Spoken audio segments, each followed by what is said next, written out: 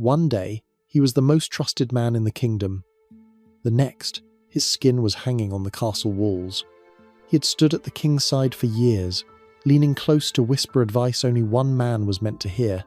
His words shaped treaties, toppled rivals, and steered armies toward victory. But in the world of crowns and daggers, the line between trust and treachery was as thin as a breath. A sudden arrest, iron chains biting into his wrists, the cold stone floor slick with blood, his blood, the stench of it clinging to the air long after the screams faded. If you're back with us at Rotten History, welcome. This is the story of loyalty, betrayal, and one of the most grotesque punishments ever ordered by a king. He was not born to power. His earliest years were spent in a cramped, smoke-stained house near the market square, where the smell of boiled cabbage clung to the walls and coins were counted twice before being spent. His father was a minor court scribe, his mother a merchant's daughter with a knack for remembering faces and debts. From them, he inherited a quick mind and a sharper tongue, gifts that would carry him far beyond the narrow streets of his youth. The first steps toward the throne room came not through luck, but through patience. As a boy, he ran errands for clerks, his small hands carrying rolls of parchment that smelled of ink and wax. He learned how to listen without being noticed, how to catch the tone of a noble's voice before the meaning of the words. By the time he was a teenager, he could mimic the way a baron phrased his requests, or the way a minister softened bad news for the crown. As a young clerk, he drafted letters for noblemen too busy or too illiterate to do it themselves. The ink on his fingers became his passport to better company. His skill with words, both spoken and written, soon drew the attention of a royal minister, who saw in him a tool worth sharpening. The minister brought him to minor council sessions, letting him stand silently at the back, absorbing the weight of decisions that moved armies and emptied treasuries. When he was finally brought before the king, he knew how to flatter without grovelling, how to answer questions without revealing too much, and how to make a suggestion sound like it had sprung from the king's own mind. That first audience was short, but it was enough. Within a year, he had been appointed to a junior advisory, post a position that allowed him to linger just outside the king's earshot, close enough to be noticed, far enough to avoid blame. What set him apart was not just intelligence, but adaptability. He learned the king's moods the way a sailor reads the wind. In the mornings, when the monarch was sharp and quick-tempered, he spoke plainly. In the evenings, when wine had softened the man's edges, he wove his counsel into gentle anecdotes, each carrying a hidden point. Slowly, his presence became a habit, and in a royal court, habits could be as binding as chains. Soon, he was more than an advisor. He was a confidant. He knew the king's secrets, the names of mistresses, the location of hidden treasuries, the doubts that kept him awake in the small hours. He was the one summoned when news from the frontier arrived at night, when a foreign ambassador sent an urgent coded letter. Ministers grumbled, generals sneered, but none could deny that the king listened to him more than to any other voice. His influence grew in ways that were both visible and invisible. Edicts bore traces of his phrasing, taxes shifted in ways that favoured his allies. The seating arrangements at royal banquets began to reflect his quiet suggestions, isolating rivals and strengthening his friends. Those who crossed him found their petitions mysteriously delayed, their audiences with the king cancelled without explanation. And the king rewarded him. His garments were lined with the finest fur, his table heavy with meats and spiced wine. Lands once held by disgraced nobles were signed over to him. Yet the greatest gift was less tangible. The king's trust, given freely, and it seemed without suspicion. The court began to call him the king's shadow. Not to his face, of course to him. They offered bows and wine cups, but the name carried truth. Where the king went, he followed, a presence so constant that some whispered he had bewitched his master. Others claimed he simply understood the monarch in a way no one else could, and perhaps that was true. For in the labyrinth of power that wound through the palace past gilded doors, down corridors where footsteps echoed like secrets, he had found the one path that mattered, straight to the throne. But in royal courts, power was never safe, and trust could turn to suspicion overnight. The first whispers came quietly, drifting through the corridors like smoke from a dying fire. They were not shouted or written, but spoken in the careful tones of men who understood that rumours, if handled properly, could be as sharp as any blade. His enemies in the court had waited patiently, studying him as a hunter studies prey. They knew that the king's favour was not a fortress, it was a drawbridge, and all they needed was the right moment to convince the monarch to raise it. That moment began with doubt. A misdelivery of funds to a garrison on the frontier was blamed on his oversight. The truth that the treasurer's own nephew had mishandled the payment was quietly buried. A letter meant for a foreign ambassador was found opened, the broken seal waved in the air like proof of treachery. No one accused him outright, not yet, but the pattern began to take shape in the king's mind. The idea that his most trusted man might not be entirely loyal. At first, he brushed the rumours aside. He had faced envy before. Every rise to power left a trail of resentments behind it, and he assumed this was no different. Yet the tone of the king's conversations began to shift. Where once they had spoken freely, the monarch now asked questions that felt like tests. What would you do if the treasury fell short? If you were in the enemy's court, how would you win them over? These questions were asked lightly, but the weight behind them was new. The pressure mounted when the foreign envoy arrived. The ambassador brought gifts, silver cups, a trained falcon, a tapestry so fine that every thread seemed spun from morning light. But he also brought gossip from across the border. That the advisor had been seen speaking privately with men known to favour the enemy. It was a lie, yet it was repeated by the wrong mouths at the wrong tables, until it reached the king. His rivals understood the king's mind better than most. They fed his natural suspicion with small, calculated doses, a casual remark about the advisor's growing wealth, an insinuation that certain decrees favoured regions where his family held land. They played to the monarch's fear of betrayal, the same fear that had kept him alive through wars, rebellions, and assassins. The turning point came during a tense council meeting. The king announced that the realm's grain reserves were dangerously low. The advisor recommended negotiating with a neighbouring kingdom to secure emergency supplies. Before he could explain the terms, another minister interrupted, declaring that such a move would hand the enemy leverage in future conflicts. The king's eyes narrowed. The interruption was no accident, it was a performance, staged to paint the advisor as a man willing to bargain away the kingdom's safety. The days that followed were colder. The summons to private chambers came less often. Messages were delivered through servants rather than face-to-face. He began to notice how certain allies avoided meeting his gaze in the hall, as if proximity to him might be dangerous. The palace itself seemed to join the conspiracy. At night, as he walked through torchlit corridors, he felt the eyes of guards linger a little too long. Courtiers fell silent as he passed, their faces flickering with the same mix of curiosity and pity that people wear at an execution. Even the familiar scent of sandalwood from the king's chambers became a reminder of distance. A door closed to him more often than it was open. His rivals grew bolder. A misplaced document on the king's desk bore his handwriting, though he had never seen it before.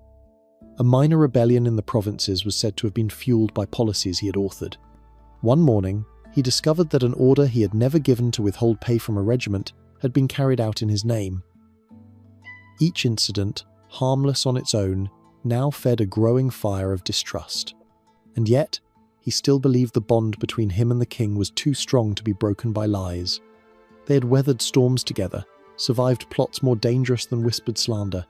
He told himself that the truth would prevail, that the king would remember the years of service, the nights spent drafting decrees by candlelight, the loyalty proven in both peace and war. But paranoia, once rooted, grows like ivy. It clings to every stone, filling every crack, until it becomes part of the structure itself. The king began holding private meetings without him, decisions made without his counsel. His chambers, once a place of quiet influence, felt like a waiting room for judgment. Then came the letter. Delivered by a guard in the early hours, its seal bore the king's own crest. The words were brief. Attend the council at dawn. No explanation, no warmth. In the flickering light of his study, he read it again and again, sensing the shape of something final behind the formality. His rivals had done their work well, and then came the accusation that sealed his fate. They came for him before dawn, when the palace smelled of damp ash, and the kitchens were only just waking. 3 figures in dark livery slipped through the corridor like stains spreading on water. The first knock was polite, the second was a fist. The third was a boot that splintered the latch and sent his chamber door skidding across stone. He reached for his robe and for the words that had always saved him, but neither could be tied fast. Iron hands pinned his arms. A chain bit his wrist so quickly the skin rose in numb ridges before the pain found its voice. He tried to ask for the king, for a hearing, for sense, and received. In answer, a leather gag rubbed with bitter herbs that glued his tongue to the roof of his mouth. The hallway was a funnel of watching eyes. Servants froze with bread baskets in their hands. A page crossed himself with flour-dusted fingers. Somewhere far away, a bell called the first prayers of morning. He was hurried past tapestries he had commissioned and lamps he had ordered refilled, past the council chamber where his voice had once travelled like a commandment, downstairs that smelled of mould and old wine to a door he had never been allowed to notice. The staircase beneath it twisted like a broken limb. Air thinned, torches hissed, painting the walls with oily halos. A rat skittered along the edge of the steps and vanished into the dark like a dropped thought. At the bottom waited a room with no windows and a table scarred by knives. Hooks hung from the beams, their points bright from recent use. A wooden frame stood in one corner like a gallows that had forgotten how to stand up straight. They sat him in a chair specifically built to humiliate, too narrow to rest in, too broad to brace against. The gag came out with a wet pull. His first breath tasted of rust. The captain of guards read the accusation in a flat voice. Conspiracy, theft of state secrets, treason by council. The words fell like stones into a well. Somewhere above them, a door thumped shut. The sound trembled along the ceiling like a heartbeat. He spoke evenly at first. He named dates, letters, witnesses. He reminded them of campaigns won, famines managed, debts collected without bloodshed. The captain nodded, as if measuring the weight of items on a scale. Then he made a small motion with his hand. What followed was not rage. Rage would have been mercy. It was method. A cord tightened around his forearms until the bones chimed together. A wedge pressed beneath his knees and lifted, unspooling a dull tearing from muscle to hip. The first scream shredded his voice so thoroughly that what came after lived in silence inside his chest. Water was ladled into him until his belly heaved. Questions were dropped in after it, like pebbles thrown into a full jar. One more, and one more, names, sums, places, promises. He gave them hours, then days, then years, in his answers. The chronology of a life served to the crown. He offered clarity. They wanted confession. When clarity failed, they adjusted the instrument. The chair's seat was studded. A brand was heated to the colour of an autumn moon. A stick was laid between his fingers and twisted until tendons plucked a note higher than any choir could reach. Between sessions, they worked on his mind. They let him sleep for exactly 10 breaths, then woke him with a bucket of cold brine. They fed him meat salted beyond taste, and denied him water until his thoughts stuck together like ashes. They seated him facing a blank wall and promised that if he wrote the truth they had already written for him, he would be spared the worst. The scribe sat ready, quill hovering, black ink reflecting a trembling candle. He tried to call up the king's face. The warmth of evening spent passing maps and jokes until the fire spat and the wine ran out. But memory frayed when pulled too hard. In its place came the stink of the room, old sweat, vinegar, something sweet gone rotten. Boots scraped, flies stitched lazy figures over a crack in the floor where dark liquid had dried and dried again. Visitors came. Not friends, they had learned invisibility. A minister drifted in like smoke and stood where the blood couldn't reach his boots. He suggested, softly, that a name or two might lighten the mood. The priest came next with a crucifix, and the exact same suggestion, dressed in different words. The physician touched the pulse in his neck and said it was strong enough to continue. They showed him things. A ledger with his handwriting, too perfect to be true. A signet ring stamped in wax beneath a letter to a foreign duke. He had never seen the letter, but the ring was his. A witness, hooded, who nodded when asked if he had taken coin. The hood lifted just enough to reveal the line of a jaw he recognized from court, a man who owed him favors, now paying a different debt. Hours learned to stretch thin as skin. The room swam. He found himself bargaining with gods he had not trusted since childhood. Let them break this finger, and not that one. Let them take this inch of truth, not that secret. That secret would take others with it when it fell. In the end, he held nothing. The body is a poor lock. Pain is the perfect key. When he finally spoke the words they wanted, he felt nothing noble snap. There was only the tired relief of a long-held breath leaving the chest. The scribe smiled like a man closing a good account. The captain's hand paused in mid-air, then finished its gesture, and the room gently unwound. The instruments cooled. The cords loosened. Someone dabbed his brow with vinegar and pressed a cup to his lips. He drank and tasted iron. They let him think it mattered. They let him hope that the confession was a bridge back to life, if only a narrow, humiliating one. A monastery, a remote estate, a cell with sun. They wrapped him in a blanket, the wool catching on the sores the cords had raised, and moved him to a chamber with a chair and a shuttered window that admitted daylight the way a scab admits blood. He watched dust turn in the beam and decided, carefully, to live. At dusk, the door opened. The captain entered with parchment and a seal. He read without flourish.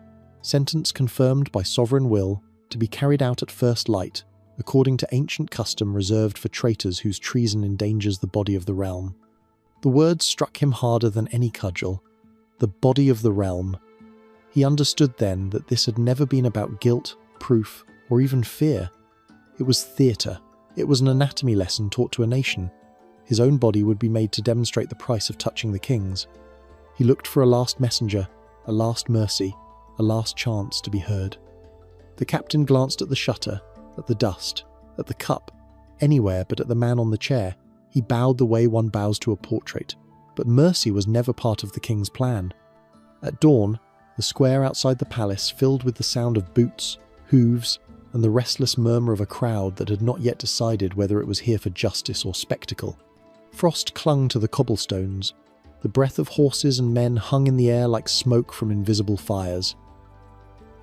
A scaffold had been built against the castle wall, tall enough for even the farthest eyes to see. The king's decree had been posted in the night. By royal will, for crimes against the body of the realm, the prisoner is to be flayed alive, in the sight of God and the people, that none may forget the cost of treason. Beneath the neat black script, the royal seal pressed deep into the parchment gave the words a finality no prayer could soften. Flaying was not a common punishment. It was not quick, nor discreet, nor survivable. It was a sentence reserved for crimes the king wished to etch into memory like letters carved into stone. In ancient times, such executions were a warning to rebels. The skin was the traitor's coat, and the coat could be stripped from him as easily as the crown from a fallen king. In this case, it would be a lesson to anyone who thought the monarch's trust could be manipulated or betrayed. The prisoner was brought out at first light. Chains wrapped around his wrists and ankles clinked in rhythm with his laboured steps. His head was bare. The cold kissed his scalp and made his eyes water. The crowd parted reluctantly as the guards pushed through, and those close enough to see his face found no defiance there, only a steady, exhausted calm, as if the body had stopped fighting before the mind could. The executioner stood waiting on the scaffold, his tools laid out on a long wooden table. There were no axes here, no swords, nothing that promised a clean severing of life. Instead, long knives honed thin as whispers, hooks for gripping, a mallet for loosening stubborn flesh from bone. A bucket of brine stood at the ready, the salt shimmering pale in the dawn light. A priest mounted the scaffold first, offering last rites. The prisoner listened, lips unmoving, until the words, "Deliver him from his suffering," passed the priest's mouth. At that, his eyes lifted, and a soundless laugh cracked across his face like brittle glass. The priest stepped back. The crowd pressed closer as the executioner began. The first cut was made at the back of the neck, where the skin is thin and the nerves numerous. The blade whispered through flesh, and the prisoner's breath hitched, a sharp intake that hissed between clenched teeth. The cut widened slowly, deliberately, the knife tracing a path down the spine as if opening a seam. Hands, steady from years of practice, slid beneath the loosened edge. Flesh lifted from muscle with a sickening wet sound, like parchment peeling from glue. The crowd murmured, some in horror, others in fascination. Those who had come expecting screams were not disappointed. They tore free from the prisoner in ragged bursts, echoing off the stone walls until the doves roosting in the towers took flight in a flurry of pale wings. Salt was pressed into the wound to keep the blood from flowing too fast. The prisoner's back arched violently, muscles spasming in revolt. His legs kicked against the bonds, the chains singing against the scaffold's posts. The executioner waited for the shudder to pass before continuing, his knife carving careful lines to preserve the integrity of the skin. This was not just killing, it was craft.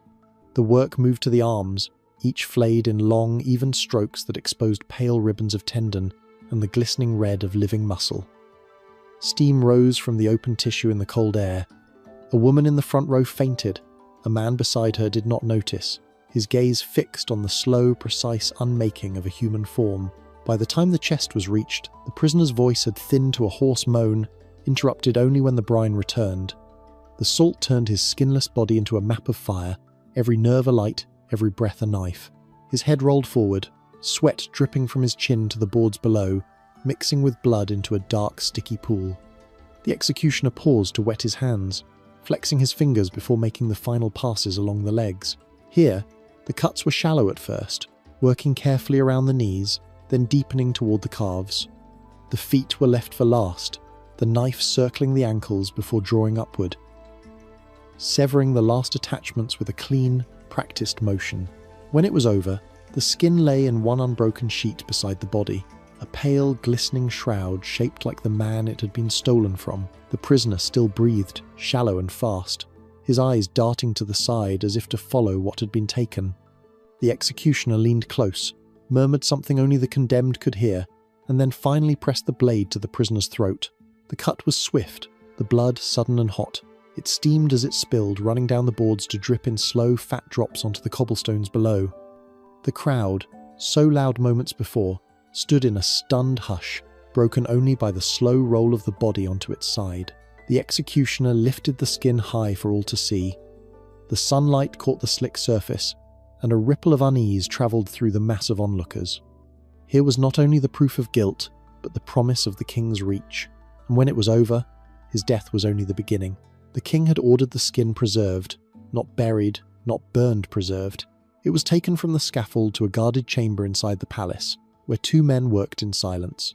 They scraped away the last clinging shreds of muscle, rinsed it in cool water, then soaked it in vats of brine so strong it burned their eyes. After days in salt, the sheet of human hide was stretched over a wooden frame pulled tight like a drumhead. The air in the room thickened with a smell both sharp and sweet, a stench that clung to the workers' clothes long after they left. When the process was complete, the skin was tanned until it took on the pale, uneven hue of parchment. The features were gone, no face, no fingerprints, yet its shape remained unmistakably human. The frame was replaced with a heavy iron rack, and under torchlight, the thing glistened like something dredged from a nightmare. The king ordered it hung in the great hall, directly above the main entrance. Any who came to petition him would have to pass beneath it, lifting their eyes to meet the shadow of its outline. The message was not subtle. Here, for all to see, was what became of those who betrayed the crown. At first, visitors entered with heads lowered, hoping not to notice, but it was impossible to ignore. The pale surface caught the light in strange ways. Sometimes it seemed to move, as if breathing. Courtiers swore they could still smell the faint tang of brine. Others claimed the air beneath it felt colder. Servants hurried through the hall, avoiding the space directly under its reach. The effect on the court was immediate. Voices lowered. Old rivalries went dormant. Ministers who once argued with the king now nodded quickly, their objections swallowed before they could form. Even the most ambitious nobles kept their plots small and cautious.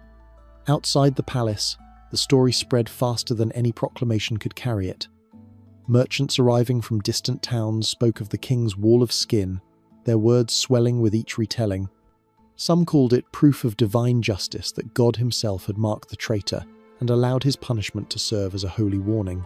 Others whispered that it was the act of a madman, a sign that the king's paranoia had finally rotted into cruelty. Superstitions grew. Mothers threatened unruly children with tales of the flayed man who watched from the palace gates. Soldiers claimed that when marching orders were signed beneath the hanging skin, the campaigns never failed. A few believed it was cursed, that any who lingered beneath it too long would carry betrayal in their hearts until they met the same fate. Months passed, and the skin remained. Dust settled into its creases, candle smoke darkened its edges. Still, it hung above the hall, as much a part of the room as the stone pillars and the great tapestries. In private, some of the king's closest advisors urged him to take it down. They argued that the message had been delivered, that the display now risked turning allies into enemies. The king refused. To him, it was more than punishment, it was policy. It reminded everyone, himself included, of the cost of misplaced trust. On certain evenings, when the court was quiet, the king would walk the length of the hall alone. He would stop beneath the iron rack, tilt his head back, and study what was left of the man who had once been his shadow. No one knew what thoughts crossed his mind in those moments. Some said it was satisfaction. Others swore they had seen a flicker of something like regret. But regret could not undo what had been done. The warning stood, a pale sentinel over the throne room's entrance, until the day it passed from living memory into legend. But the story didn't end with fear. It became a legend. Was it justice or tyranny dressed in ceremony? The king would have called it necessary, a lesson burned into flesh, so the realm would remember where loyalty ends and treason begins. His ministers learned the same lesson quietly. They spoke in careful sentences, trimmed their ambitions to safer shapes, and watched the hall's pale sentinel whenever courage tried to rise. The advisor's story changed as mouths retold it. To the faithful, he became a villain whose silvered tongue had coiled around the throne. His fate was the hand of God, steady and cold. To the fearful, he was a warning that favour is a blade with two edges. And to the few who still whispered after midnight, he was a martyr carved into policy. His body turned into a grammar the kingdom never stopped reading. In time, the names blurred, records cracked, seals flaked to dust, portraits darkened. Yet the legend stayed bright. Travellers repeated it in different languages, swapping details like coins, a winter dawn, a silent king, a skin that breathed when the candles guttered. Children dared one another to stand beneath the gate where it had hung. Old soldiers drank to dull the memory of marching orders signed under that shape. History prefers crowns to faces. It catalogues treaties, dates and battles, then leaves the flesh that paid for them to vanish into the stone. But if you pressed your palm to the cool wall of that hall, long after the rack was taken down, you might have felt a thin echo not of ghosts, but of fear, the daily tremor that kept men obedient and made policy of pain. What remains is not certainty but a choice. You can say the king defended the body of the realm, as the decree claimed, and that the cut that ended a life sutured the nation's wounds. Or you can say he taught every subject that love without doubt is not love, it is submission, and that a ruler who flays a counsellor will someday flay a people, strip by strip, until silence gleams where voices used to be. The advisors rise, the court's whispers, the scaffold at dawn, all of it narrows to a single thread you can feel even now. As the torches smoke and the hall empties, the knowledge that power trusts no one. If you stand too close, you become a mirror. If you shine too brightly, you become a target, because in the shadows of the throne, loyalty was as fragile as skin, and just as easy to tear away. For more sickening truths from history's darkest corners, subscribe to Rotten History.